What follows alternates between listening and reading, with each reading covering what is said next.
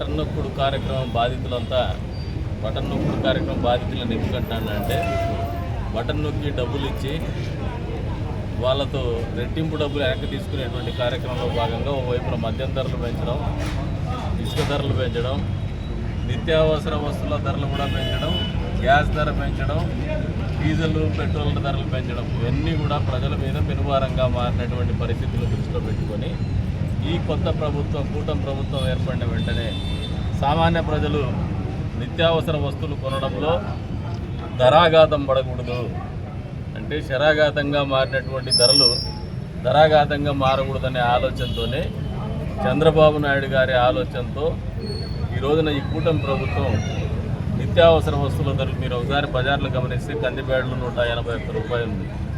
అదే రకంగా steam rice, quality rice కూడా మార్కెట్ కంటే 10 రూపాయలు తక్కువగా అమ్ముతా ఉన్నారు.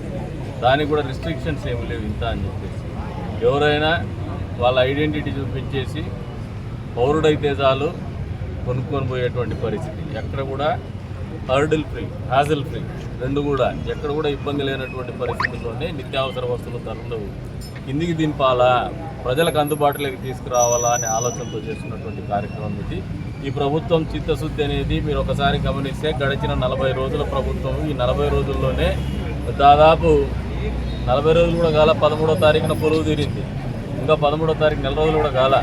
నెల రోజుల్లోనే ఇచ్చినటువంటి హామీలు నిలబెట్టుకునేటువంటి క్రమంలో పేద ప్రజల్ని దృష్టిలో పెట్టుకొని అందరికీ కూడా సామాజిక భద్రత కల్పించాలా, కుటుంబ భద్రత కల్పించాలనే ఆలోచనతోనే సామాజిక పెన్షన్లు ఇచ్చినటువంటి మాటకు కట్టుబడి మొదటి 1వ తారీఖున 7,000 రూపాయలు ఇచ్చున్నారు. 3,000 రూపాయలు 4,000 చేస్తున్నాం. అదే రకంగా 4 పెంచినటువంటి పెన్షను గడిచిన 3 నెలలకు కూడా బకాయి రూపంలో 7,000 రూపాయలు చెల్లించడం జరిగింది.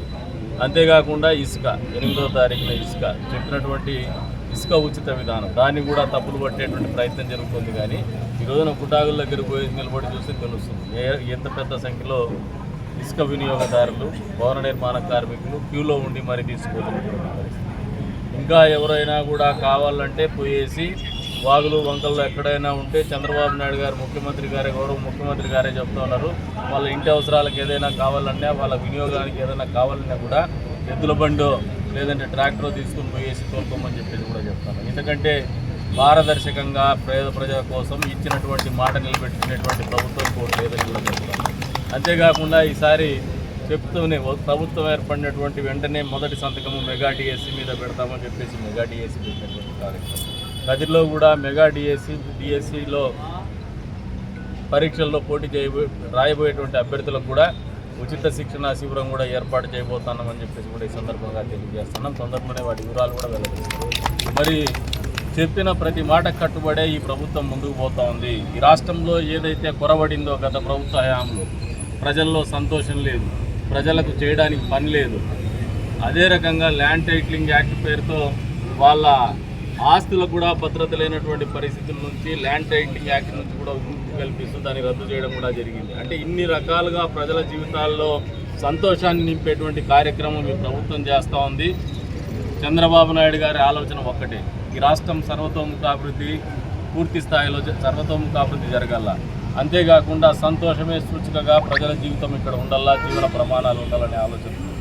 సంతోషమే సూచిక అంటే ప్రతి ఒక్క కుటుంబంలోనూ కూడా ఆనందం వెల్లివిరిసే విధంగానే పరిపాలన ఉండాలనే ఆలోచనతోనే చేస్తున్నటువంటి ఈ ప్రయత్నం భవిష్యత్తులో అన్ని రాష్ట్రాల్లో ఉన్నటువంటి ప్రభుత్వాలకు కూడా ఆదర్శంగా నిలవబోతుందని చెప్పేసి కూడా వాస్తవాన్ని తెలియజెప్పుకుంటూ మరొకసారి ఈ రోజున ప్రజలందరికీ కూడా అభినందనలు, శుభాకాంక్షలు తెలుపుతా ఉన్నాను. ఒక మంచి కార్యక్రమం మీ ముంగిటికి వచ్చింది, మీ వాకిట్లోకి వచ్చింది, మీకోసం వచ్చిందని చెప్పేసి పేద ప్రజలకు తెలియజేస్తూ గౌరవ ముఖ్యమంత్రి గారికి కొత్త ప్రభుత్వాన్ని కూడా ప్రజలు అందరూ కూడా మనస్ఫూర్తిగా అభినందించాలా, వాళ్ళని ఆశీర్వదించమని చెప్పేసి కూడా కోరుతాను.